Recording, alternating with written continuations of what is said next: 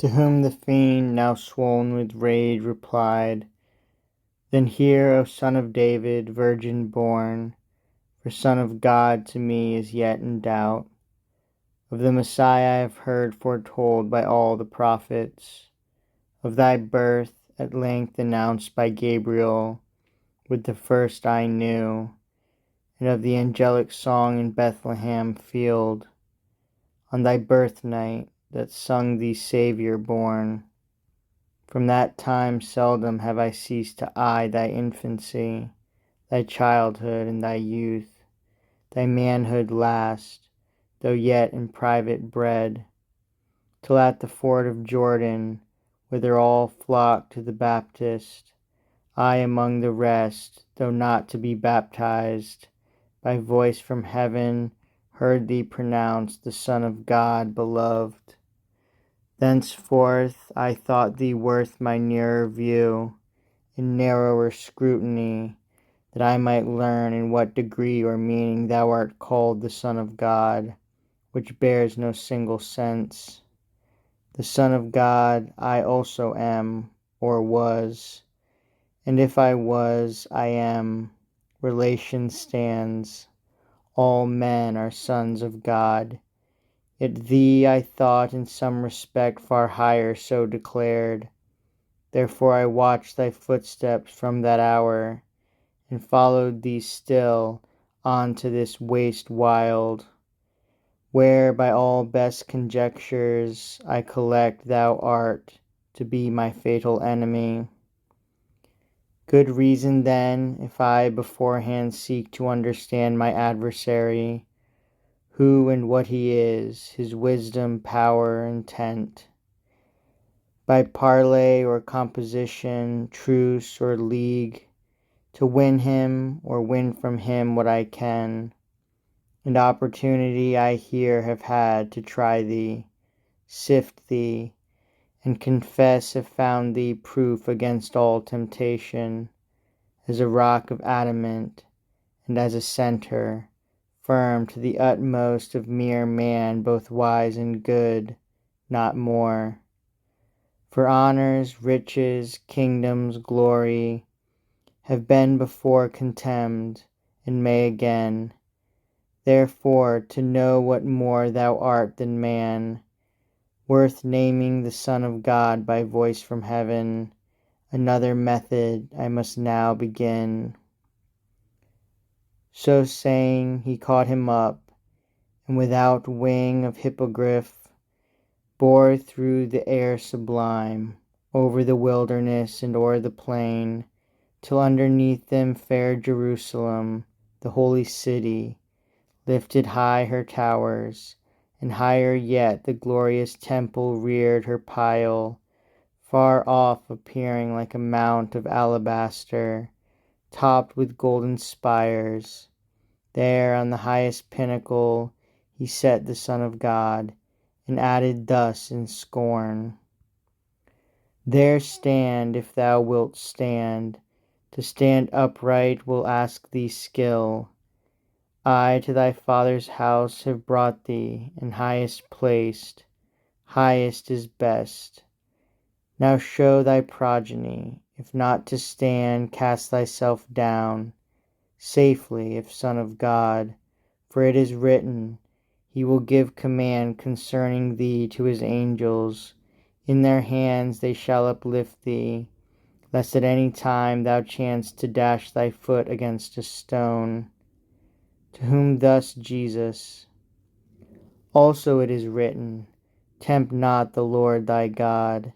He said and stood, but Satan, smitten with amazement, fell, as when earth's son, Antaeus, to compare small things with greatest, in Irasa strove with Jove's Alcides, and oft foiled still rose, receiving from his mother earth new strength, fresh from his fall, and fiercer grapple joined, throttled at length in the air, expired and fell. So after many a foil, the tempter proud, renewing fresh assaults, amidst his pride fell whence he stood to see his victor fall. And as that Theban monster that proposed her riddle, and him who solved it not devoured, that once found out and solved for grief and spite, cast herself headlong from the Ismenian steep, so struck with dread and anguish fell the fiend, and to his crew that sat consulting brought joyless triumphals of his hoped success, ruin and desperation and dismay, who durst so proudly tempt the Son of God. So Satan fell, and straight a fiery globe of angels on full sail of wing flew nigh, who on their plumy vans received him soft from his uneasy station, and upbore as on a flat floating couch through the blithe air. Then in a flowery valley set him down on a green bank, and set before him spread a table of celestial food, divine ambrosial fruits fetched from the tree of life, and from the fount of life ambrosial drink, that soon refreshed him, wearied, and repaired what hunger, if aught hunger, had impaired, or thirst. And as he fed, angelic choirs sung heavenly anthems of his victory over temptation and the tempter proud.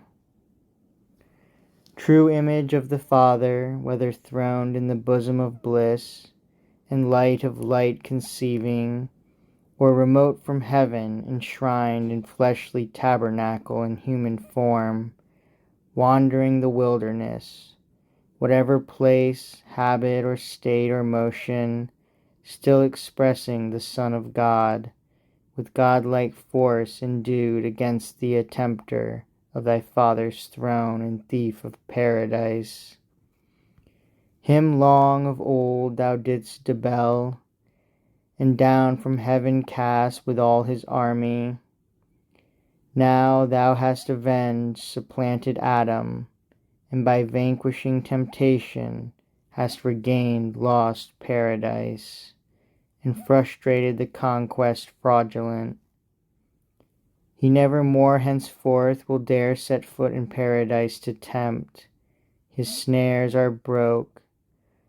For though that seat of earthly bliss be failed, a fairer paradise is founded now for Adam and his chosen sons, whom thou, a Saviour, art come down to reinstall, where they shall dwell secure when time shall be of tempter and temptation without fear. But thou, infernal serpent, shalt not long rule in the clouds. Like an autumnal star or lightning, thou shalt fall from heaven, trod down under his feet. For proof, ere this thou feel'st thy wound, yet not thy last and deadliest wound, by this repulse received, and hold'st in hell no triumph, in all her gates Abaddon ruse. Thy bold attempt hereafter learn with awe to dread the Son of God. He, all unarmed, shall chase thee with the terror of his voice from thy demonic holds, possession foul. Thee and thy legions, yelling they shall fly, and beg to hide them in a herd of swine, lest he command them down into the deep, bound into torment sent before their time. Hail, Son of the Most High, heir of both worlds, queller of Satan, on thy glorious work now enter, and begin to save mankind.